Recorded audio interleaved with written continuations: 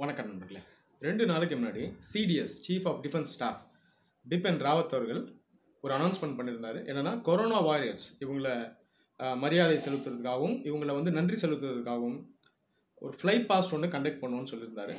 So total length and breadth of the country அந்த fighter ஜெட்ஸை வச்சு அந்த மரியாதை செலுத்துவோன்னு சொல்லியிருந்தார். அதே போல் இந்த மலர் தூவியம் நாங்கள் மரியாதை செலுத்துவோன்னு சொல்லியிருந்தார். இதை தொடர்ந்து நிறைய பேர் அவருக்கு சப்போர்ட் பண்ணியும் இருக்காங்க. நிறைய பேர் அவர் சொன்ன விஷயத்துக்கு எதிர்த்தும் இருக்காங்க. நிறைய பேர் சொன்னது என்னென்னா, இந்தியன் ஆர்மி ஆர்ம்டு ஃபோர்ஸஸை இந்த மாதிரி நீங்கள் ஒரு சிம்பாலிக் ஜெஸ்டருக்காக யூஸ் பண்ணக்கூடாது. இந்த மாதிரி நீங்கள் பண்ணிங்கன்னா கிட்டத்தட்ட ஒரு சர்க்கஸ் மாதிரி ஆகிடும் அப்படின்னு நிறைய பேர் சொல்கிறாங்க. இன்னொரு பக்கம் இல்லை, இவர் சொன்னது சரிதான், ஒரு நன்றி செலுத்தும் விதமாக தான் இந்த ஃப்ளை பாஸ்ட்டை நடத்துகிறோம் அப்படின்னு சொல்லியிருக்காரு. அதனால் தப்பு இல்லை அப்படின்னும் ஒரு சில பேர் சொல்கிறாங்க. சரி, இப்போ உண்மையாலேயே ஒரு நன்றி செலுத்துகிற விதத்துக்கு பிபின் ராவத் அவர்கள் இதை அறிவிச்சிருக்கலாம். அதனால் இது ஒரு நல்ல விஷயமாகவே நம்ம எடுத்துக்கலாம். ஆனால் இதை தாண்டி இராணுவத்தை, அதாவது ஆர்ம்டு ஃபோர்ஸஸை மக்களினுடைய சேவைக்கு யூஸ் பண்ண முடியுமா அப்படின்றத நம்ம பார்க்கணும். இப்போ ஜென்ரலாகவே நம்மளை நிறைய பேர் ஆர்மியை தப்பாக அண்டர்ஸ்டாண்ட் பண்ணி வச்சுருக்கோம். இந்த கோவிட்-19 வைரஸ் பிரச்சனையில் கூட ஒரு சில நாட்களுக்கு முன்னாடிலாம் மக்கள் என்ன பேசுனாங்கன்னா, நம்மளாம் சொல் பேச்சு கேட்கலன்னா ஆர்மியை கொண்டு நிறுத்திடுவாங்க, அங்கங்கே ஆர்மி நிற்கும், எல்லா ரோட்லேயும் ஆர்மியை நிறுத்திடுவாங்க, எல்லாம் கன்னோடு நிற்பாங்க, நம்ம வெளியே வர முடியாது, அப்படி ஒரு நிலை ஆகிடும் அப்படின்லாம் நிறைய ரூமர் ஸ்ப்ரெட் ஆகிடுச்சு. இப்போ இந்தியன் ஆர்மிங்கிறது மக்களை கண்ட்ரோல் பண்ணி பயமுறுத்தி வைக்கிறதுக்கான ஒரு டிவைஸ் கிடையாது. இந்தியன் ஆர்மி நம்முடைய சேவைக்கு தான் இருக்குது, நம்மளை பாதுகாக்கிறதுக்கு தான் அவங்க இருக்காங்க. நம்ம எல்லாருமே இந்தியன் ஆர்மி மேலே, ஆர்ம்டு ஃபோர்ஸஸ் மேலே அளவு கடந்த அன்பையும் மரியாதையும் வச்சுருக்கோம். அப்போ இவங்க மக்களை பயமுறுத்துறதுக்காக கிடையாது, மக்களுடைய சேவைக்கு இந்தியன் மிலிட்ரி யூஸ் பண்ணலாம். பீஸ் டைம்ஸ், அதாவது போர் அல்லாத காலத்தில் கூட மக்களுடைய சேவைக்கு உங்களை எடுத்துகிட்டு வரலாம். இது அந்த காலத்துலேயே நிறைய நேஷனல் லீடர்ஸ் சொல்லியிருக்காங்க. மகாத்மா காந்தி சொல்லியிருக்காரு, இன்னும் நிறைய நேஷனல் லீடர்ஸ் சொல்லியிருக்காங்க. அப்போ இந்த கோவிட்-19 வைரஸ் பிரச்சனை ஒரு மிகப்பெரிய ஒரு கிரைசிஸ். இந்த நேரத்தில் இருக்கக்கூடிய மேன் பவர் கம்மி, போலீஸ் இவங்களெல்லாம் தாண்டி இன்னும் மேன் பவர் தேவை இன்னும் இருக்குது. அப்போ இதில் ஆர்மியை நம்ம எடுத்துகிட்டு மக்களுடைய சேவைக்கு ஈடுபடுத்தலாம். உதாரணத்துக்கு இப்போ இந்தியா ஃபுல்லாக மைக்ரன்ஸ் நிறைய இடத்துல ஸ்கேட்டர் ஆகிட்டாங்க. இவங்களாம் அவங்களுடைய ஸ்டேட்ஸ்க்கு அவங்க மாநிலத்துக்கு ரீச் ஆகணும். இதுக்கு ஆர்மியை ஹெல்ப்புக்கு நம்ம அழைக்கலாம்.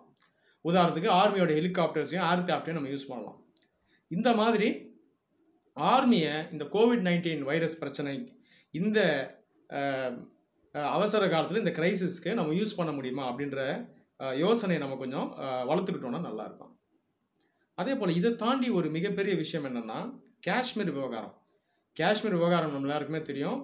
ஜம்மு காஷ்மீரில் ஒரு பார்ட்டை பாகிஸ்தான் ஆக்குபை பண்ணியிருக்காங்க, இன்னொரு பார்ட்டை சைனா ஆக்குபை பண்ணியிருக்காங்க. இது இன்றைக்கி நேற்று கதை கிடையாது, இது சுதந்திரத்துலேருந்து இருக்கக்கூடிய அந்த பிரச்சனை. இப்போது இந்த நேரத்தில் பார்த்திங்கன்னா, ஸ்பெசிஃபிக்காக கோவிட்-19 வைரஸ் பிரச்சனையால் பல நாடுகளுக்கு இந்த பாதிப்பு இருக்குது. பாகிஸ்தான் இதுக்கு மெயினாக சப்போர்ட் பண்ணக்கூடிய நாடுகள் அமெரிக்கா, இன்னொன்று சைனா. சைனாவும் அமெரிக்காவும் டெய்லிக்கும் சண்டை போட்டுற மாதிரி வெளியே காட்டுவாங்க. 2 பேருமே ஒன்றா தான் பாகிஸ்தானை சப்போர்ட் பண்ணுறாங்க. 2 நாடுகளுமே பாகிஸ்தானுக்கு ஆயுதங்களை சப்ளை பண்ணுது.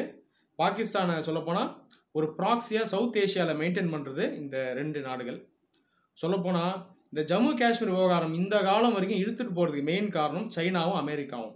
சிம்பிளாக சொல்லணும்னா, சைனாவும் அமெரிக்காவும் விலகிக்கிட்டாங்கன்னா ஜம்மு காஷ்மீரை நம்ம ரொம்ப ஈஸியாக நம்ம ரிட்ரீவ் பண்ணி எடுத்துடலாம். இராணுவத்தை வச்சு கூட ரிட்ரீவ் பண்ணலாம். இது ஒரு சில மணி நேரத்தில் ரிட்ரீவ் பண்ணிடலாம். ஒருவேளை இராணுவ அதாவது மிலிட்ரி இன்டர்வென்ஷன் இல்லாமல் வேறு வழிகளை ரிட்ரீவ் பண்ண முடியுமான்னு பார்த்தா கூட அதுக்கான சாத்தியக்கூறும் ரொம்ப அதிகம். அமெரிக்கா, சைனா இந்த 2 மிகப்பெரிய இந்த சூப்பர் பவர்ஸ் இந்த ஜம்மு காஷ்மீர் விவகாரத்தில் செயல்படுறதுனால தான் இந்த அளவுக்கு பார்த்திங்கன்னா இந்த பிரச்சனை நமக்கு நீடிச்சுக்கிட்டே இருக்குது. சரி, இப்போ இந்த கோவிட்-19 வைரஸ் பிரச்சனையில் அமெரிக்காவும் பாதிக்கப்பட்டிருக்கு, சைனாவும் பாதிக்கப்பட்டிருக்கு. இந்த 2 நாடுகளுக்குள்ளேயே பிரச்சனைகள் அதிகமாக இருக்குது. இந்த நேரத்தை சாதகமாக யூஸ் பண்ணிவிட்டு பாகிஸ்தான் ஆக்குபைட் காஷ்மீரையும் சைனீஸ் ஆக்குபைட் காஷ்மீரையும் கொஞ்சம் மீட்க முடியுமா அப்படின்ற யோசனையை நம்ம பண்ணலாம். இப்போது மெயினாக பாகிஸ்தான் ஆக்குபைட் காஷ்மீரை நம்ம ஏதாவது மீட்க முடியுமா அப்படின்னு யோசிக்கலாம். என்னங்க, ஏற்கனவே உலகம் ஃபுல்லாக பிரச்சனையாக இருக்குது, இந்த டைமில் போருக்கு போகணுமா அப்படின்னு நீங்கள் கேட்கலாம்.